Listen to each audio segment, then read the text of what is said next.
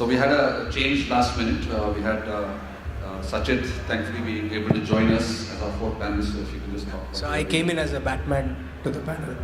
So I represent DataWeave. We are a big data analytics company in competitive intelligence space. To give you a simple use case, say one of our customers is Amazon globally. We kind of give some actionable insights on their market and competitive landscape across the world. So from a revenue standpoint, 75% plus of our business is in US. We are a 100-member strong team as of now, growing at about 2.5 times year on year. And yeah, that's pretty much it. Perfect. How are you guys doing? Great. I know we're between you and tea, so we'll hopefully get the energy levels up before we get out. We were just joking, we're coming in after the consumer internet guys and all the sexy unicorns that are out there. And I remember Shekhar from Excel, he was on my board at Freshdesk. He was telling me about this he coined the term cockroaches, right? Unicorns versus cockroaches. And sometimes you think about enterprise solutions and all the businesses we are building. And you think, oh, these B2C guys are just rocking it, man. They just smile in one corner and suddenly there's money that's thrown at them. But the cockroaches are the ones that survive. And I think, for me, that's the beauty of enterprise B2B sales coming out of India. My passion is helping build global companies from India. Because inherently unit economics work when you're earning in dollars and paying in rupees. So that's what we're here to talk about. At the pivot point, we'll see we have a spectrum of different companies from just starting off in a couple million up to past 10 million. So different learnings at exactly the scale point. So we're focusing more on how you go global and at that moment of scale, what challenges you face. So before I jump in, I had asked each of the panelists to share their biggest failure. Because one thing we can tell you by the time you walk out of this is there's a lot of failure in this journey, but it's really fun. So maybe Shivku, you start me off. Biggest failure. Check. Well, I'm going to be politically correct. I don't think of anything as failure. I only think of them as opportunities to learn. I think at an abstract level, I think my biggest learning is that all along I thought problems were on the far end. But over time I realized that the problem is on my end. So instead of asking, why is this guy doing like this, why is she doing like this, I started asking, what am I doing wrong? I think life became a lot better. So I do believe in failure and I do believe in success. So I will go there differently because that's what my learning is. A couple of years ago, if the same question was asked, I would say that what is failure, right? So for me, failure and success is, the way I think is, success is equal to exponential and exponential x, write failure there. It's very important in the enterprise space to fail and figure out what doesn't work. Because enterprise is anyway capital intensive space, unlike B2C. It's a long term. It takes a lot of your time before you realize that the project has failed, the business is not giving you the yield what you wanted. So what's the biggest one? Because I'm sure we'll be talking about a lot of this. Yeah. What would you classify as your biggest? So I would say for me the biggest thing was, for me particularly from the Coax's point of view, is that we tried to build business in 2014 when we raised round 2 or series B. We tried to raise money by capital. And in 2016, I realized that's the biggest mistake I did. And then I went back to the drawing board and said, let's build business with the fundamentals, P&L. There has to be a revenue, there has to be a green bottom line. And if my green bottom line is not achieved, I don't care about the top line. We changed the entire thinking to turn profitable, and now we are doing pretty good for ourselves. So my biggest learning is businesses are not built on capital. It is built on the fundamentals of business. Sri? Sorry, I'm not feeling too well. So, my biggest learning, I think, is definitely we realize that we're not that smart, which we think always we are. Where you delay revenues, lose opportunities, just because you think you know it all and everybody else also operates at the same speed. So, especially after coming from a corporate environment where things should move quickly, but sometimes bureaucracies take time. So I think that's my biggest learning, to be patient. And second is a lot of things I would have done 10 years before. age and time, I think, is definitely another learning, which if I had in hand, I think would have been much, much better what we would have done a few years back. So these two are my learnings, I would summarize. So for us, apart from giving spicy foods to our American colleagues when they were here, that was one of the biggest failure. In the recent past, we did hire some mid-managers. I mean, they were not right fits, so we had to take some hard calls. That's the least recent learning, because if I put things in perspective, we are more in the growth phase. That's something that we learned, and the learning was we had to take that hard calls really very fast, and then replace them. More than that, the spicy food to Americans was the biggest failure. Perfect. So you know what we're going to do is we want to save a reasonable amount of time for questions at the end, make it relevant to you. From my own journeys, whether it's at LinkedIn or Freshdesk or post that with other companies, I have framed out what I think are the 3 or 4 key things that change at this scale point when you hit it. These things change quite fundamentally. And within those, we've picked 1 or 2 data points. I want my esteemed panelists to bring out through real life examples these stories. And so we'll just talk to 1 or 2 points within each bucket, but then we'll open up for questions for at last 10 minutes or so. So those 4 key things that often very change at this point. One, obviously by nature, is your global, your markets and or your geographies, right? So that's one big bucket, completely different. Second is getting your enterprise and mid-market motions right? That whole sales model, marketing model, you'll start tweaking. The third one is scaling of product. And then the last one is scaling of your organization and culture. These 4 things fundamentally always change when you hit this point. So what I've done is, working with the panelists here, we've identified a couple of the key points, and I want them to bring those out, from their own stories. So maybe we'll start with you, Sachin. So one of the big questions that change is which geographies are best suited to your strengths, right? How do you choose that? And we have 2 different perspectives. I wanted you to share the DataWeave perspective of developed markets. Why developed markets? Which ones? Yeah. So just to give some context before even I kind of observe on what Nishant mentioned is that first we started doing our traction in Indian market, and over time we realized that we would have more of our product market fit in developed markets like US. And how did we kind of come across that is that of course, it was a little bit more natural. We were actually serving Amazon India, and then they referred us to Amazon US. And once we had the pilot over there, we immediately took call to move our base. Like Karthik, who's our CEO, has moved to US. And what we have observed, how did we do that is the LTV CAC, because of the cost arbitrage and all those things, because delivery is here and customers are in US. It made more sense to invest our resource in developed markets for the product that we were developing. And today, it was if I remember right, it was fag end of 2016, early 17, when we took that right call. Of course, it was a big risk then. It has paid off really well for us. So could you talk about which developed markets and... So today, for us, US, number 1. In recent past, it's Europe, especially UK, and Middle East. When I say in Middle East, specifically Dubai and Singapore. Got it. Okay. And maybe contrasting that, Shivku, if you could talk from an Exotel perspective, your focus is completely more on emerging markets. So again, why is that, and how do those behave differently?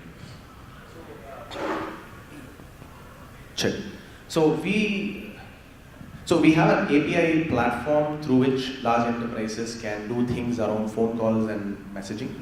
So that's what we do. We got quite a bit of traction in India, and we strongly believed in the platform model. And then so we wanted to find other markets that are similar in nature to India. So when you think of India, you're thinking large population, small devices, low literacy rates, high propensity to talk. So that was the way in which we thought about which markets we had to go to. So Indonesia was a pretty important target for us. We could always think of China, but there is the Great Wall of China, so nobody had the time to actually sit and analyze it. So we actually did a well left on China. So Indonesia became a very important target. So consequently, we ended up rounding up all of Southeast Asia. Perfect. So maybe the main point here is whenever I run to companies at this stage, they tend to say, let me do a market analysis and say, how big is this market? And fundamentally, I think, if you can introspect and figure out, are you a developed markets play? Are you an emerging markets play? Answer that question, and then if you're an emerging market play, don't worry about the US. Yes, it's a big market. So I think that realization, the earlier thing you do that, the better you are. So now what happens if you actually change your market and your segment? So I know, Shippu was saying, don't change two things at the same time. But it turns out that Tarun did. So he changed markets and changed segments. Because for Covaxis, India was an enterprise market, but the international became SMB. So if you could talk a little bit about that. So scale, what I realized that scale, in order to scale, you don't have to do too many things right. You have to do one thing right. And scale and, excel around it. So what we realized that our fundamental strength lies in the proposition which we are offering. Not about sales, not about market, not about marketing, not about branding. So proposition which we built is, it's appealing to the global market because the problem statement remains same whether I talk to Indian manufacturing or Japanese manufacturing or the US manufacturing. And the behavior and the characteristics of user who are going to use my system are largely same. They are engineers, they are on the shop floor, there is a type of life, you deal with machines, you deal with heavy instrumentation, right?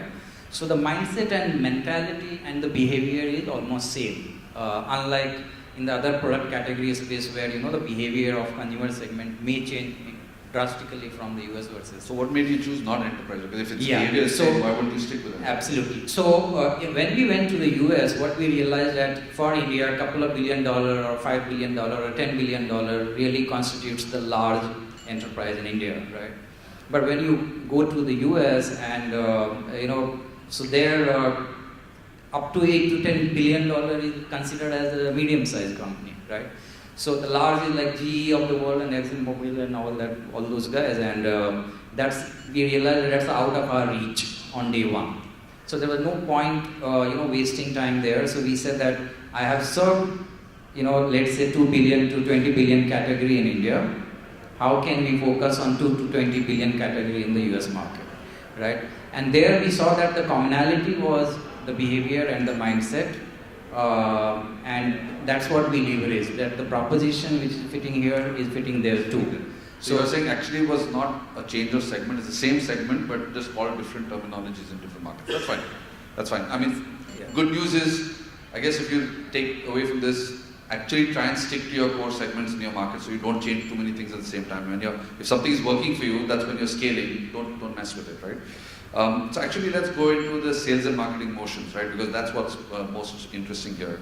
So obviously everyone knows there's inside sales, there's field sales, there's channel.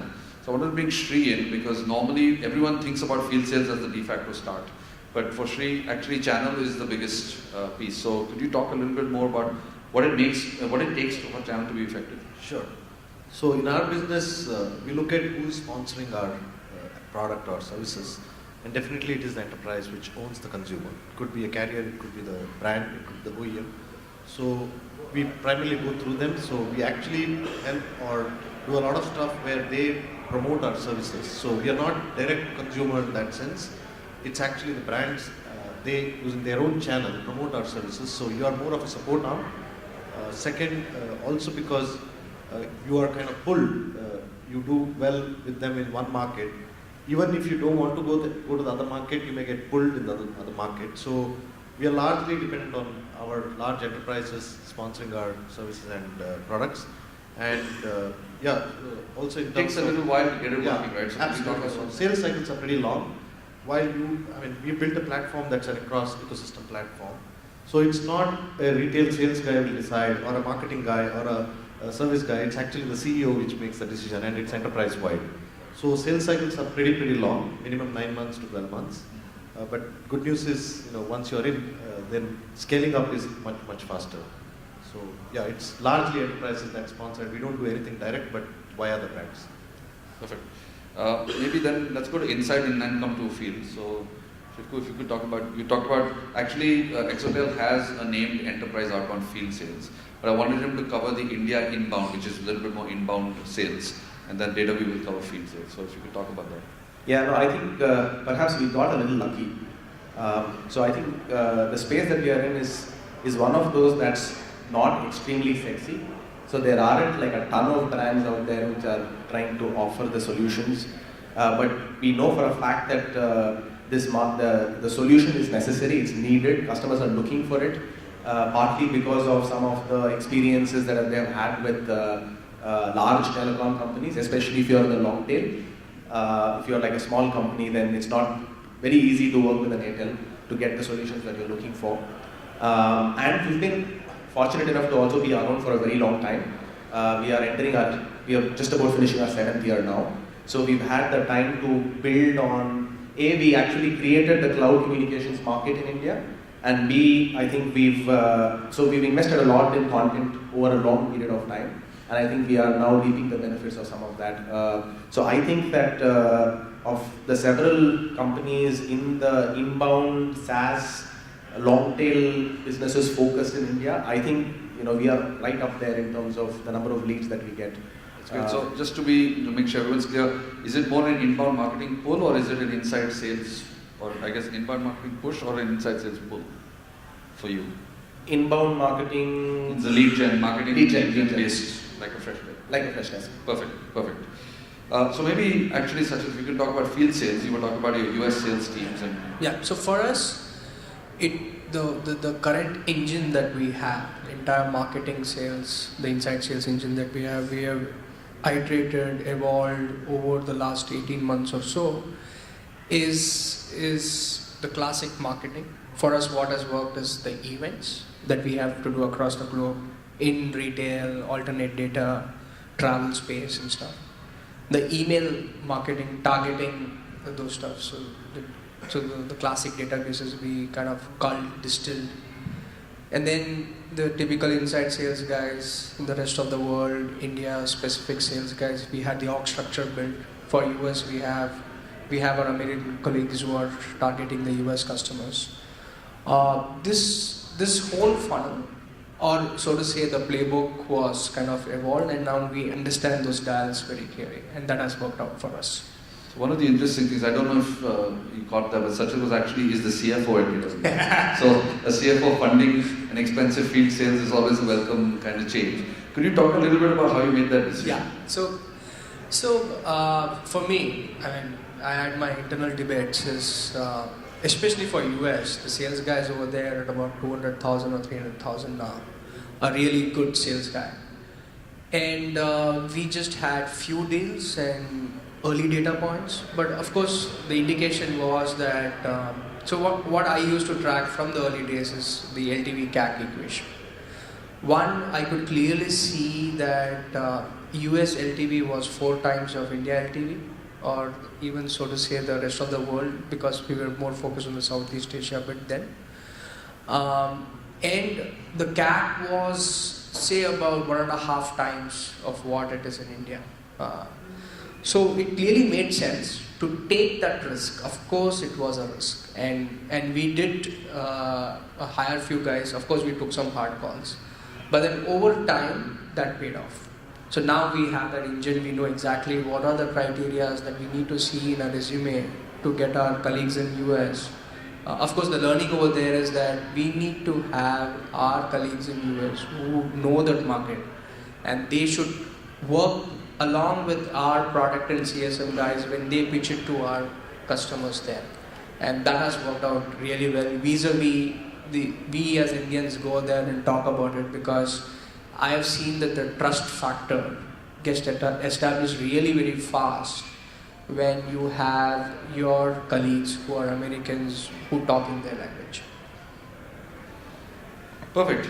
So obviously you have these 3 different sales channels. Eventually you probably will have all of them, as you scale.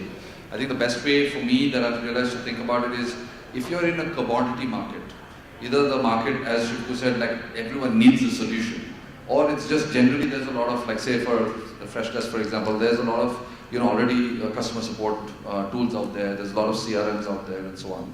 those people are already searching, and hence then the inbound channels become much more powerful for you, especially if you're going SMB. So one moniker. But if you think about a brand new market and or very enterprise, then obviously field sales becomes the first protocol. What I have learned the hard way actually is that channel can augment well for both, but it takes a long time. So we can talk about that more offline. I want to switch gears to scaling product. And maybe again, Shri, you can talk a bit about the regulatory compliance piece of how that changes when you hit this scale point. Yeah, sure.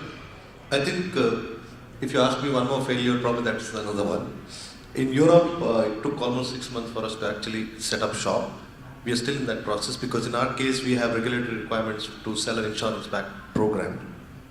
So definitely, I think knowing that landscape and finding the right people certainly is important, which can actually delay your growth plans, your market launches. So for example, in the US, we could do everything in a month versus Europe, because it's still old school, lot of bureaucracy, with due respect to Europe. But I think we thought India is hard, but I can tell you Europe is harder. Probably China is even easier. But Europe is, even to set up the company in this day and age, they wanted us to fly, personally sit in front of the notary officer to sign the document, and not even a video call, versus US where the guy opens your bank account just on a phone call. So certainly I think regulatory requirements can derail your plans, so certainly it's important to know them well when you have growth plans. Yeah, and I think maybe the learning I've had here is more around what it takes. So there's a lip service version of regulatory compliance. I am ISO certified, yes. But you can kind of work your way through ISO certification saying, I place this bottle next to the water, or next to the glass. And ISO just says, he does what he said. But that's still not the water poured into the glass, right? So eventually when you start scaling, data security, all that become important. You have to actually start really investing, whether you hire a CISO and all those programs. So that's the nature. Like when you're thinking about that scale point, make sure someone is thinking about scaling on the regulatory compliance side, because you're starting to get on the roadmap, on the blip of these guys, and they will come after you and start doing much deeper deals. So that's one aspect that you have to start looking at. Another aspect that you have to start looking at is just your product instrumentation. So Tarun, you were going to talk a little bit about conquests and how you're actually building on the product instrumentation metrics and stuff. Right. So product instrumentation means how do you... The tracking and metrics of your Yes, product. absolutely. So that's the core of, that's the core of our proposition. So how we help my customers, that how do they improve on their, key performance metrics of the manufacturing. So how my, let's say, cost per ton of production is going up, how is my utilities consumption going down, how my quality is going up. So the entire thinking of the product is around the KPI. We do nothing but the improvement. And because that's what improvement is, the dollar for them. So by doing that, what we started, when we were too early in the product life cycle, like around 2013-14, we started with a few areas where we saw there is a direct impact I can make for my customer. And then in the entire my improvement or the value map of the product which we did. So life of my customer, what all they do versus what my product is doing. How it is impacting the other part of their life directly or indirectly, and then prioritizing it and then keep building on top of it, the other matrices. So the product is always evolutionary. So we never had a product which is it's a defined, that's what we do and that's it. So you build the core, and that core is then, it's keep growing in the system. So that was the whole, so the metrics, if you look at one of the metrics for us, very key metrics is how much dollar it is giving to my customer on a daily basis. The second metrics is how much time my customer is spending on my product. On the contrary, we said that I do not want my customer to spend time on my product at all. So the whole idea was that how do you make the contactless system? So we do not want, our philosophy of the product is, we do not want them to play with my product. I want my product to tell them what is going on. And that's where the whole AI and ML piece is coming, that how do you make that happen? Because most of my customers and the users, they don't even know how the screen and dashboard looks like, but they do know how to sell extra dollar for their factory. And that's what is by design. So it's very important that how much less time they spend with how much dollar every day they are improving or saving for the company. So here it becomes important just to even start instrumenting your product, because earlier on you're going with enough gut feel, you have quick feedback from your early customers who like you. But then it's like that Jeffrey Moore's crossing the chasm. Once you go to the other side, and you have landed, those guys are not evangelists anymore. They are like saying, this product I'm buying because it works. And so you have to instrument your product, see what people are using, what they're not using. I think, Sri, if you could talk a little about Servify's journey. I think you mentioned that you were tracking actually different metrics by segments and markets. And so maybe elaborate a little bit on that. Sure. So, like I said, since we work across the ecosystem, so we measure a ton of KPIs different for different people or users of the system, like you rightly mentioned. But if you have to summarize, we call it as the EASY framework. It's not the EZEE, but ECEE.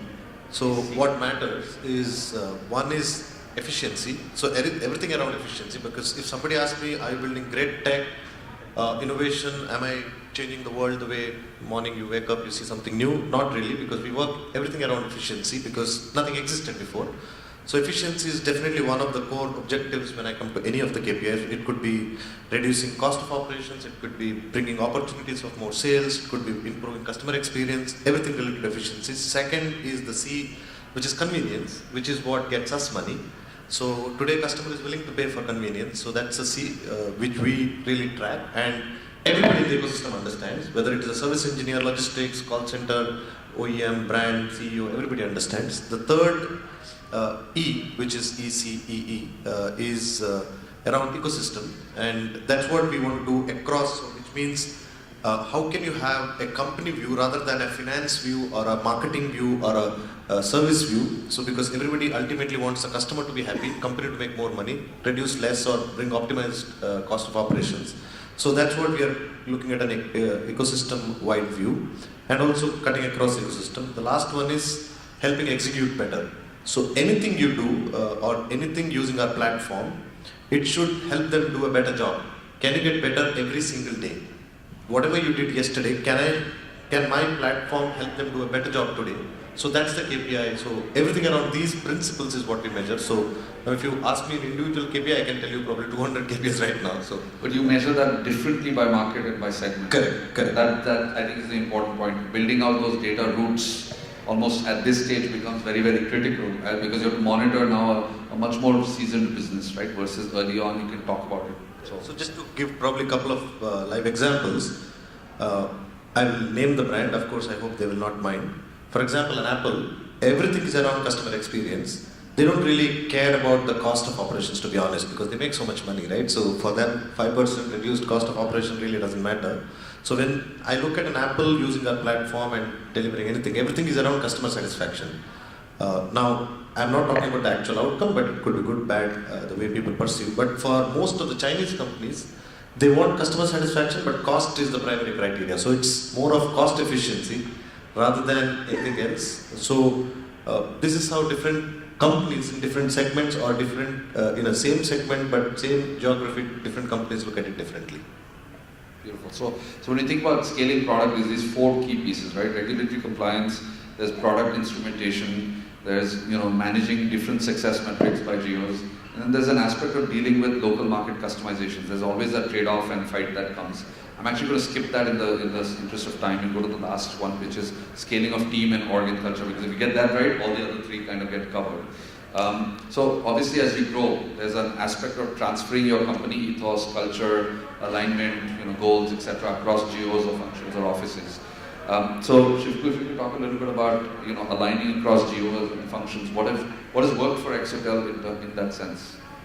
Yeah, no, I think especially in the context of internationalization, I think all companies have a domestic market, and at some point they figure that they have to go international, and usually it starts off as a POC or an experiment, and then if it fails, I think there's not much we need to talk about, right? But let's say it's either succeeding or it's going in the direction of success, it's showing some promise, then at some point the POC becomes a real thing. It starts generating revenue, there are real customers who are raising support tickets, etc. So when you started off as a POC, usually you just put a sales guy in the front, and then he or she goes and sells and then rallies the entire company around making something happen. But that's not really sustainable. And I think one of the mistakes that we did was, I don't think any one of us took notice of when this POC became a real thing. Over time, we ended up with a lot of confusion, especially in the tech and product teams, which is where most of the constraints are, as to what needs to be prioritized. Should we prioritize a feature for India? Should we prioritize it for Southeast Asia, etc.? I think some of those confusions started to crop up. So I had to then eventually get in and ensure that we, align everybody. Could you actually just take us a little bit into brass and tacks? What helped with the alignment? What you bring everyone together? Was there other things you did for driving alignment? So mostly, I think I incorporated international into the vision. Number one. So salespeople were selling whatever was. They were very opportunistic because this was a POC. So, but now that we have half a dozen or a dozen enterprise customers, then I took stock of what is actually working. And then we said, okay, so this is the product, this is the segment, this is the market that we are going to go sell, and so that's what we're kind of trying to build. And I think so we included some of that into the vision of the vision. We mandated maybe specific resources in marketing and carrier relationships for international, and we allocated time in product and tech for international. So some of these things we did so that there is more. Dedicating support for the expansion. Beautiful, okay.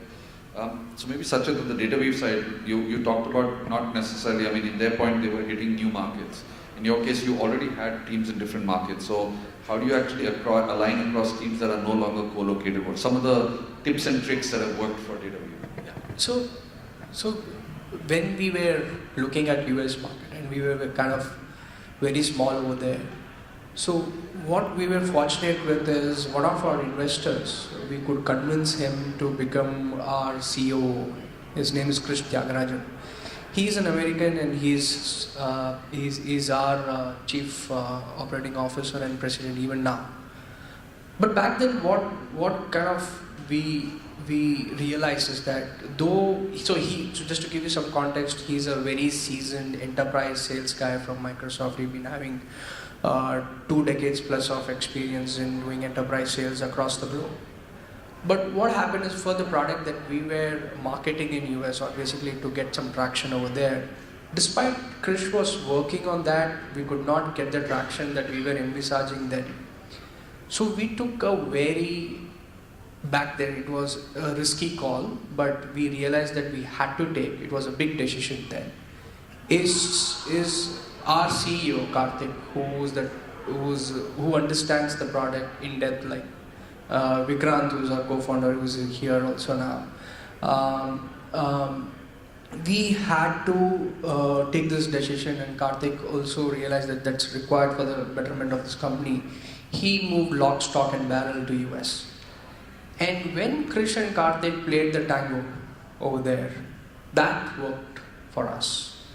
Krish could go in depth on the sales side, understanding the culture and the way things operate in the US market. And Karthik could go on depth on how the product could help the customers. So that has worked for us.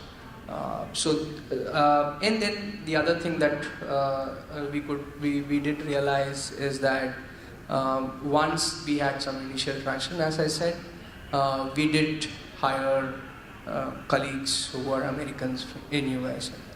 That works. So I think you're alluding to maybe the next piece that we were going to talk about, different talent required and specialization of roles, specialization of skill sets. But just to wrap up this point, transferring sort of your goals or your culture and stuff is probably the biggest thing that will make or break your success at this point. The seeds you sow now will know whether you make it to a unicorn or not, right? And I think often, both Sachin and Shilpu talked about the alignment part of orgs and goals.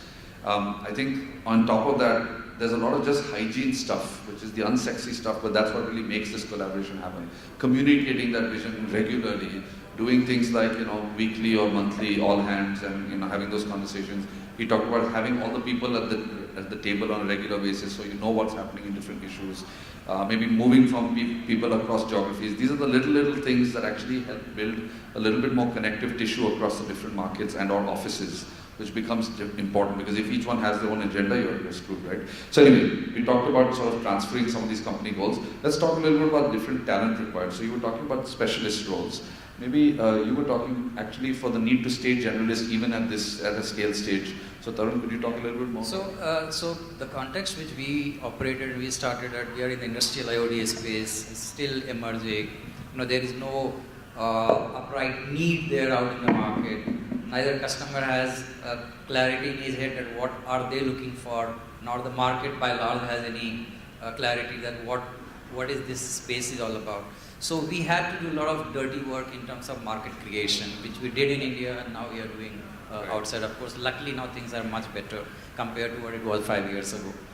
So once we got into the mindset of market creation, we realized that you don't have to be a specialist to market creation, because even you do not know what market wants and where the dividend is high and where the dividend is low or yield is low. So hence you will have to cover the entire spectrum of possibilities which we can creatively think of. So that's how we started. So we started to paint the big possibilities and try to do the carpet bombing. In your case, you talked about it in terms of market creation, but I think there's maybe for me a different takeaway that I took when you shared this story was just, in some cases, your markets might actually be consultative sales. They're just a lot more complex sales. People don't understand it and so on. So you actually need a Swiss Army knife guy. Like the analogy you were saying is, the guy is a little bit of product thinker, a little bit of sales BD guy, a little bit of customer support guy to keep you need those Swiss Army knives in those scenarios. So again, your business is best. But normally at this stage, everyone will say specialize. And that's the right answer, at least for my own thing. But in these special cases, you actually might need generalists, more. So just to add over there, even today for us, on the sales customer success side, we prefer more of generalist, because still the product is not a matured one. We don't have benchmarks compared to what we do. But on the delivery side, like for instance, we need semantics engineers, full stack developers, or say data engineers. We need specialists who can go in depth specific to the tech that we have. So those kind of calls, it comes over time, and we have seen that we need to shift. So there's one more aspect of talent required. One is the specialist generalist divide. The second is just building a bench strength. And so Sri, you were talking a little bit about Servify and that journey of building a bench strength and being ready. Yeah, sure.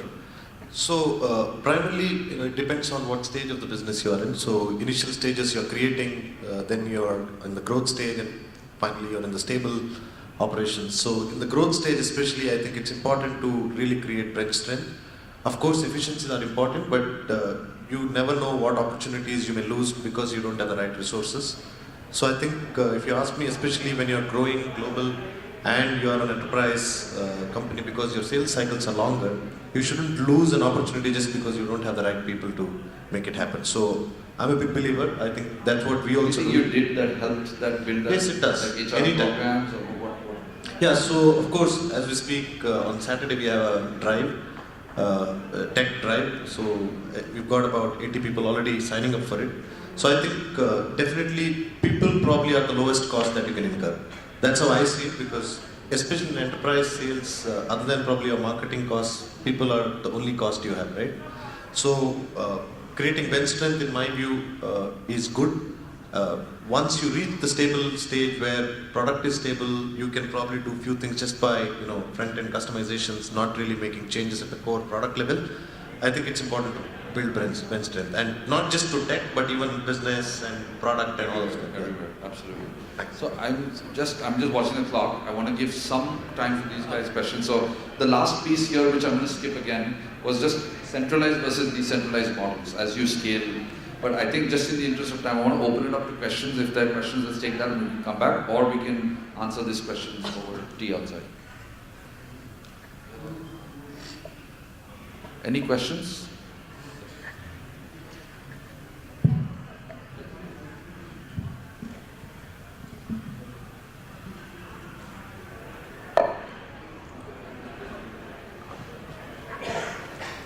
Hi, thanks for the session. Can you throw some light on the pricing model? So especially in your case, right, you had the India market and the US market. So what was your pricing? Was it differential? Go-to-market approach? How was, some information on that? The question was to Shivku? Anyone. question? The pricing model Pricing for model. Asia and India. Yeah, so that's a very interesting question, of course, for any B2B, particularly India started company, when you are going out, stepping out, so how do you price it?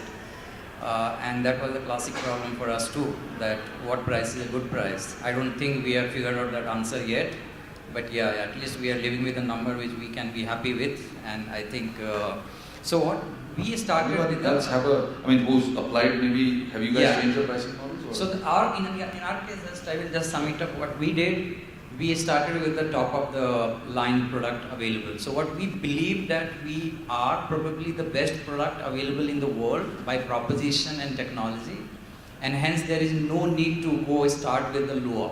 So we said I will go with the most premium category, which is there is a benchmark in the market, and derive from there, and then I can correct it if it doesn't work. So we always started with the fountain approach, start from the top price because we know that we are the best product. And then we did some correction and adjustment and kind of established on the price point. Had the product not been that great, then probably we start with the cost and cost. Sure. So basically, the way we work is we templatized. So you have known costs, whether it is building, development, support, marketing, then customer acquisition. So it depends on, so if you are able to build a low cost product in India, I mean, even if you have spent, let's say, $10 million building it, you're not going to charge one customer, right? So you have to probably see what's that customer share going to be, and then just adjust. And there is one multiplier which stays in our, at least the way we look at it, one multiplier that stays consistent is your GDP multiplier. So typically in India, if you pay, I mean, we have customers who pay us 1.2 paise per consumer, to even in India, $8 per consumer. So it's all looking at who's that customer, what's the importance of having that customer. So why did you go to 1.2 paise? Probably you considered while your product was costing, let's say, $1, but you actually discounted it as cost of acquisition. So predominantly you should look at your bare costs and then other costs which then by market, the multiplier can actually help you achieve the number. So just to summarize last one point, today if from a cost perspective, if you are able to do, let's say, 5 rupees in India, easily US can give you $1, which is about 12 times. So this is from an enterprise sales standpoint, right? So for us, what we do is we take both the external view and the inside view. As my co-panelist has said that, we also do a cost plus, understand the cost that we have, and then we put our margins, looking at the efforts that we have to do. And we also see what could be the surrogate products in the market and what are the prices that is there. So we also have to be competitive. So we take a balanced approach there. Apart from that, the perspective that we take is, so if it is more of a POC, then we look to see the margins are lesser to win the customer, to be very candid with you.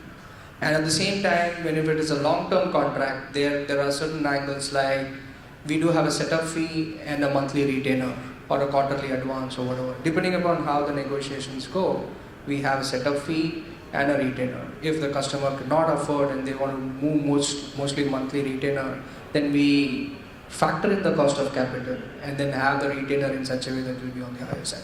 So it's a slice and dice of stuff that we do.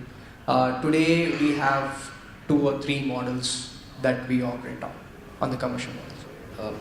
Other questions, we can just circulate the mic while we're waiting for the next question. I actually somewhat disagree with my panelists here. Like, I wouldn't do a cost plus on pricing, but it's a much more detailed pricing strategy. Is much more detailed, so we can maybe take it a little bit offline. But in general, if you think about the US as your gold standard, what price would you have there?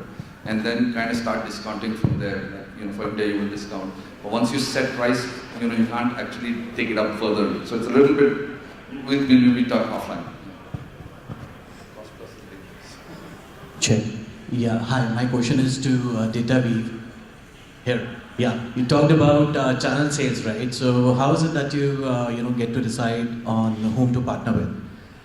So, I mean, we were discussing this. So, channel sales was. I think Sri talked about channel sales. Sri cracked it. But More for. I mean, you can add. For us, channel sales, to be very candid, it did not work much. In fact, we are still iterating of how it's a beast on its own. ROI wise, we are still debating internally. Being a finance guy. So, I think the question was more, how did you pick your OEM partners, like, and which channel to invest in? Yeah, so in our case, the good thing is nothing existed, the kind of platform that we were building, but people didn't believe actually you can build such a platform because we started with service as a route, which is after sales service, not sexy. If I ask you, let's say, let's do interesting. If I ask you who's the CEO of Apple, you'll tell me in 1 minute. If I ask you who's the CEO of Amazon, you'll tell me in another minute. If I ask you who's the head of service in Apple, you don't even know, right? Because service is not important. It's a back office function, a pain to manage. So get somebody who is not, probably, sorry to use the word, not having any self-respect, customer ka gali ka sakta hai, right? So that's how service was always treated, and nobody invested in building a platform, having the right people. Have you heard of a chief service officer? Even in most of the service-oriented companies, no. You have a CEO, you have a CMO, you have everything. So in our case, that was the advantage. We didn't have any investment both on technology or on platform. And when we went and started telling, the service guy, of course, didn't find it important enough, but the CEO started understanding because it helps him reduce cost, bring greater experience. And that's where our story gets sold. But again, you're talking about changing something across the world or for the company across their different partners and channel. So it's a long sales cycle, but once you have somebody to sponsor or get convinced, then that guy makes it work for you. So that's what we've been always able to do. So for us, going to a channel has not been that tough because we go through the sponsor of the channel. So, I think maybe just add to it. I think with channel you always work backwards. You know who your target market is. You know which geography they're in. Who are the guys who already set from a channel perspective? That list you'll get easily. I think it's more about qualifying that list. Assuming we're all tech kind of startups here, it doesn't have to be. But if you are, the tech channel guys are very few. There'll be 1,000 guys who do the classic relationship sale. So qualifying a bit for that worked really well for me, both at LinkedIn and Freshdesk, because otherwise that DNA has to come in. The hunger for the channel sales partner for early stage. See, once you're past 20, 25 million, you're on the radar. The channel guy will come to you and say, "Nani mein commission hai." But at this point, you want to see the hunger. So I bet on the smaller channel partners for us in our European markets of Freshdesk and so on, and they did much better for us than the SIs. They were there, but they didn't really do much. And then at some point, these SIs become very, very important, and you have to really empower them, give the right sales incentives, and they start selling for you. So, yeah. Any other questions, or we'll start wrapping? Yeah? Okay, perfect. So, maybe one, just final thought from each of you. So we started with biggest failure. What was your biggest success, as you went through your journeys? Maybe we'll start with you, Sachin, and work back. So the big decision, as I said, we moved to US, lock, stock and barrel, and then we took some really risky calls of hiring those resources which were costly at that point in time. So for enterprise, go to your core market. Yeah. That's your success. So this was a surprise, man. We're not prepared for it. Okay. I was assuming that you don't need to. So that's not a success. So I think, especially I'll speak for our business, may not be applicable completely to other panelists because we have a B2B2C element. So we are not supposed to be by the company because we are whitelisting our services and it's the brands that actually deliver that service, though it's our platform that enables. But the beauty is, which is what I just saw yesterday or today morning, a customer was actually abusing our services because it's powered by Servify. And 3 other customers actually said we are the best service company.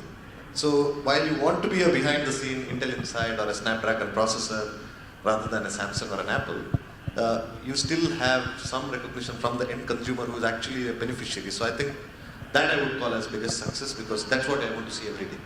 You build the best product, Yeah. which then keeps. Correct.